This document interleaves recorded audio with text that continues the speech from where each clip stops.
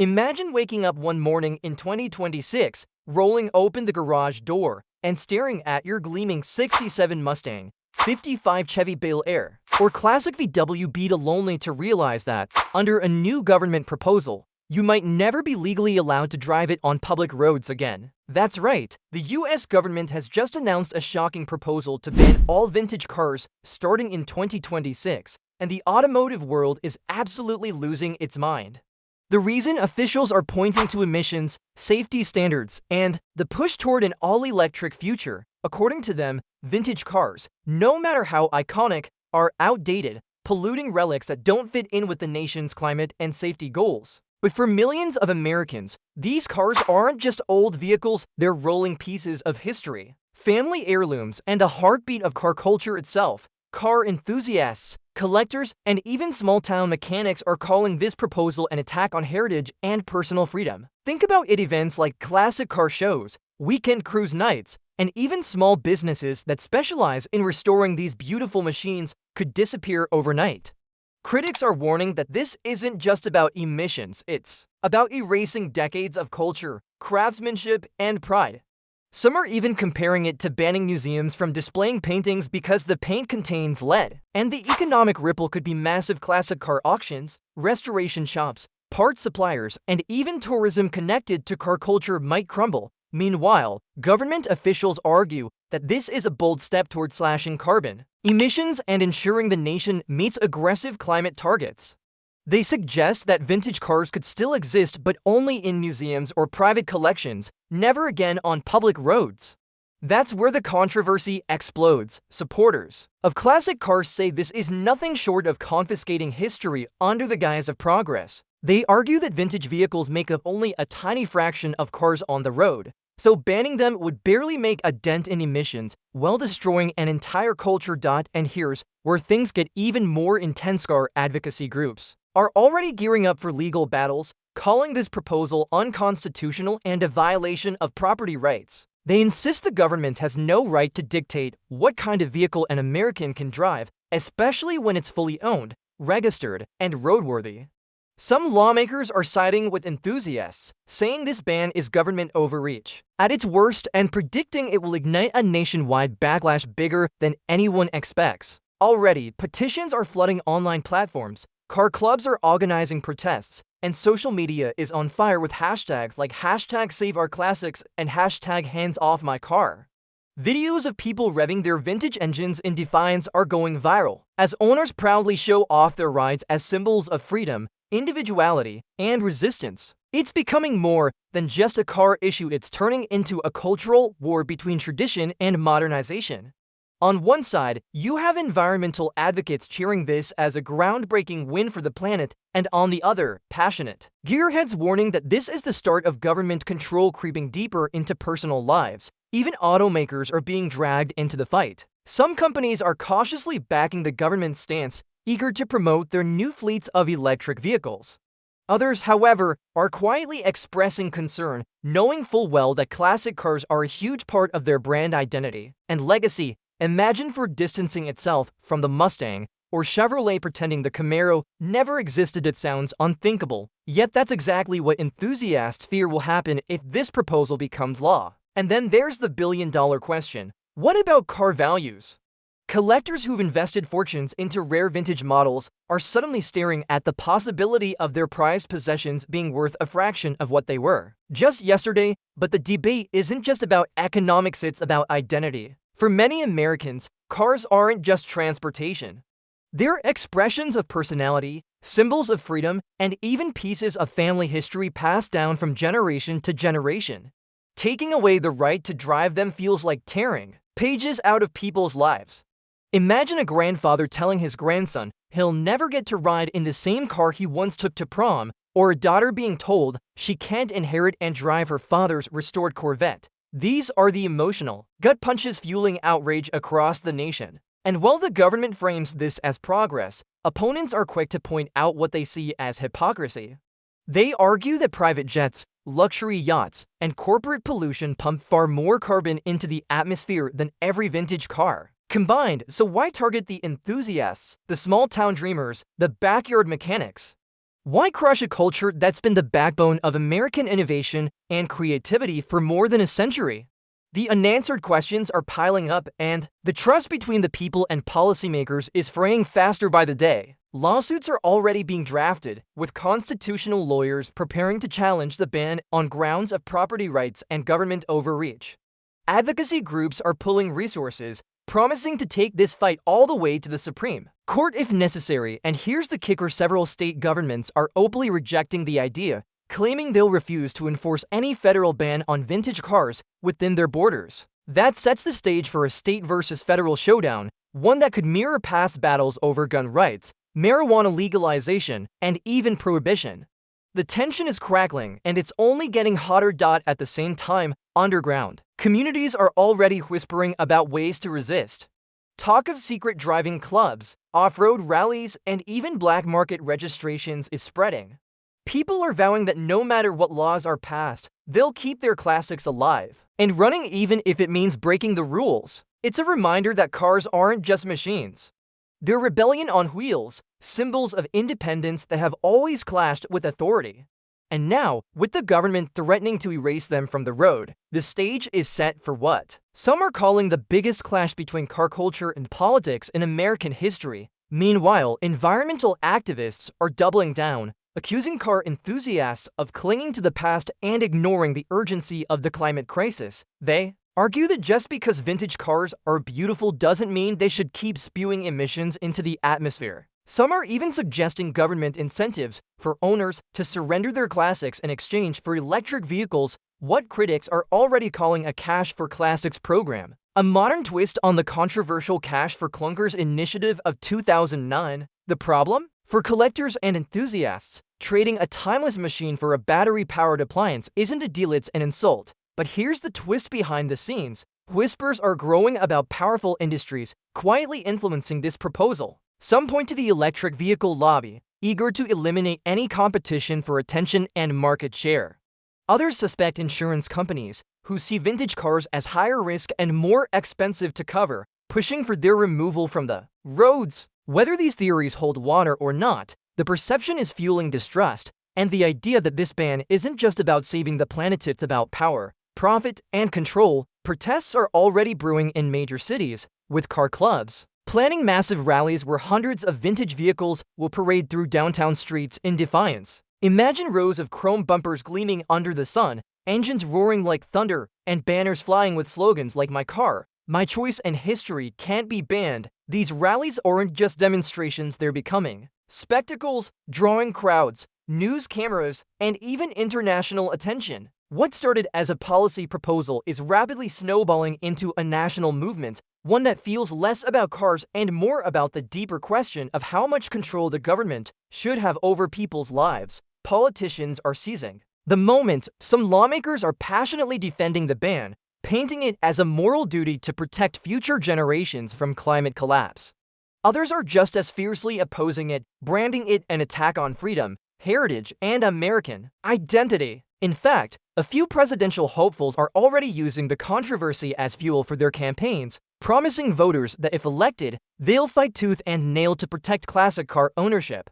The debate is heating up on Capitol Hill, with fiery speeches, heated committee hearings, and an avalanche of press conferences where both sides are scrambling to win the public's support. Meanwhile, everyday Americans are caught in the middle, torn between admiration for progress and love for tradition. Some families are sitting around their kitchen tables, debating whether this is truly about saving the planet or whether it's just the government moving one step closer to micromanaging every aspect of daily life.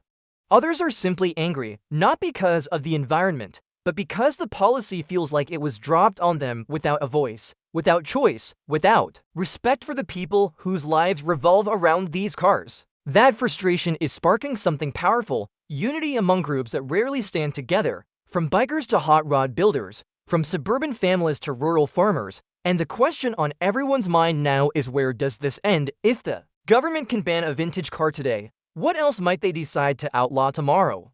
That uncertainty is fueling a level of resistance that's spreading faster than the proposal's supporters ever expected. Courtrooms across the country are becoming battlegrounds, with judges facing packed galleries as arguments rage over whether the federal government has the authority to strip away the right to drive legally owned vehicles. Lawyers for car owners are painting vivid pictures of livelihoods being destroyed, mechanics losing businesses, small towns losing tourism from car shows, and families losing cherished heirlooms.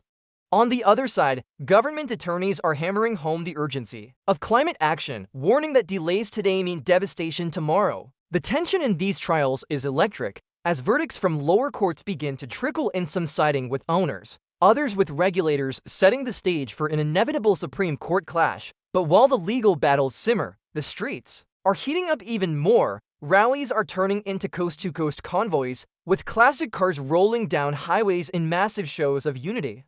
Drone footage of endless lines of vintage muscle, gleaming roadsters, and antique pickups is going viral, capturing the raw emotion of a movement that refuses to fade quietly. The sound of roaring engines is being described by supporters as the heartbeat of freedom, while critics dismiss it as nostalgia pollution. Both sides are digging deeper, and the divide is becoming more than political, it's personal, fueling the fire even further. Leaked documents are surfacing online, hinting at closed-door meetings between policymakers and major EV corporations. The leak suggests that automakers may have helped draft parts of the proposal, raising suspicions that the ban isn't just about saving the planet, but also about reshaping markets and profits.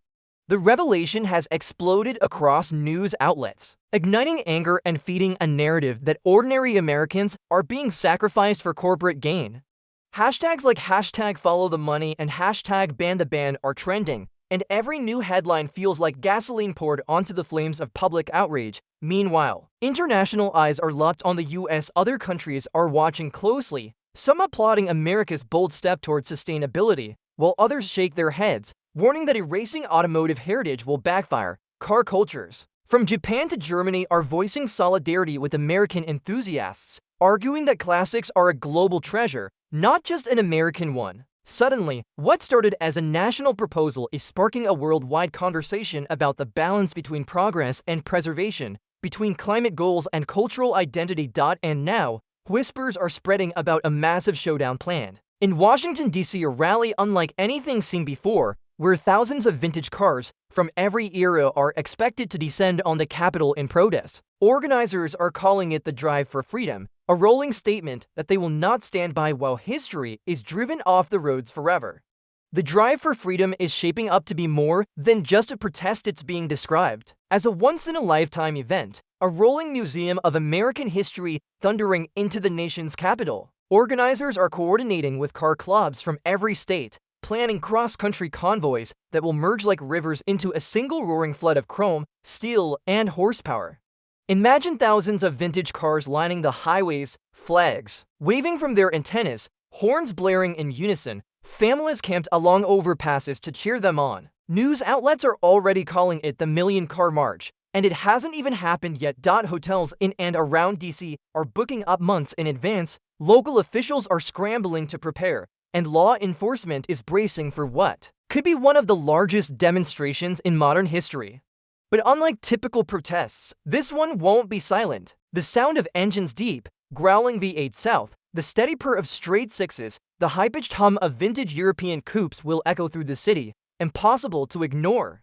Supporters believe it will be the ultimate statement, a living reminder of what's at stake if the government moves forward with this ban. And politicians know it. Behind closed doors, whispers are swirling that some lawmakers are getting cold feet, worried the backlash could cost them dearly at the ballot box.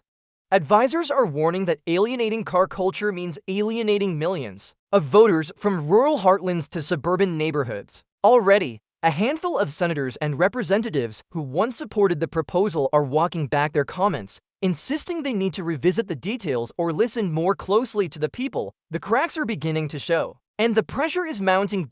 But at the same time, environmental groups are mobilizing their own counter-demonstrations. They plan to flood the Capitol with signs, speeches, and rallies highlighting the urgency of climate change, framing the vintage car protests as selfish and short-sighted. The stage is set for a dramatic showdown to powerful forces, both convinced. They're fighting for the future, colliding in the nation's capital. The outcome, completely unpredictable. Will the government hold its ground? Will car enthusiasts force a compromise? Or will the protests explode into something far bigger than anyone expected? And as the countdown to the proposed ban ticks closer, every day feels like the calm before the storm. As convoys snake their way across the country, the atmosphere feels less like a protest and more like a pilgrimage. Small towns are turning out in droves to greet the caravans lining the sidewalks, waving flags, holding up handmade signs that say "Save our classics" and "Don't ban history." Local diners are staying open late to feed the travelers. Gas stations are giving discounts to vintage drivers, and communities that rarely make national headlines are suddenly buzzing with reporters and camera crews capturing the spectacle. It feels like America rediscovering a piece of itself on the open road, but the closer the caravans get to Washington, the more the tension ramps up. Federal officials are quietly discussing whether to restrict access to certain streets, worried that the influx of cars could grind the city to a halt. Security briefings warn of potential clashes between car enthusiasts and environmental activists, both of whom are preparing to occupy the same spaces around the Capitol. It's being called a collision course of cultures, and every outlet, from CNN to Fox News to international press, is locked in on the countdown. Meanwhile, the images flooding social media are turning the movement into a phenomenon. Drone shots of endless lines of classic cars cutting across deserts, mountains, and city skylines are captivating millions worldwide. Clips of children sitting on their parents' shoulders, waving at passing Mustangs and Corvettes, are tugging at heartstrings. TikTok and Instagram are exploding with videos tagged #DriveForFreedom, and celebrities from rock stars to Hollywood actors are voicing support, some even pledging to drive their own classics. To DC, the movement has jumped from niche to mainstream, and now the government isn't just facing car enthusiasts, it's facing the nation. Inside Washington, the pressure is suffocating. Lawmakers are flooded with calls, emails, and letters from constituents demanding answers. Lobbyists are working overtime, both for and against the ban, cutting deals in backrooms while staffers scramble to craft statements that won't ignite more fury. Rumors are swirling that an emergency session of Congress might be called to debate the proposal before the protests even arrive. For the first time, the possibility of the ban collapsing under public pressure feels real, but so does the possibility of the government digging in and sparking an even bigger firestorm. And now, with the first waves of vintage cars expected to roll into the outskirts of DC within days, the entire nation is holding its breath. Will this be the moment the government bends to the will of the people, or the moment America witnesses the most explosive standoff yet in the battle over freedom, progress, and the road ahead? The day finally arrives. Washington, D.C. wakes to the thunder of engines echoing off its marble monuments as the first wave of vintage cars streams into the Capitol. Streets overflow with gleaming chrome, candy-colored paint, and roaring exhaust, turning the city into a living museum on wheels.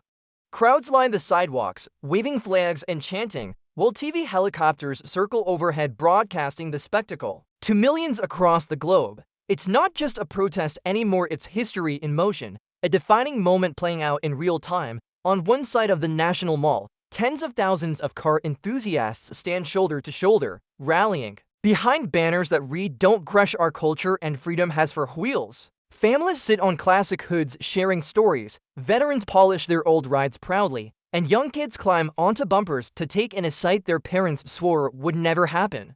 On the opposite side, environmental groups gather with equal passion, hoisting signs declaring the future is electric and planet over petrol. The two crowds are divided not just by ideology, but by a single question: what does progress really look like? Inside the Capitol, lawmakers face the full weight of that question.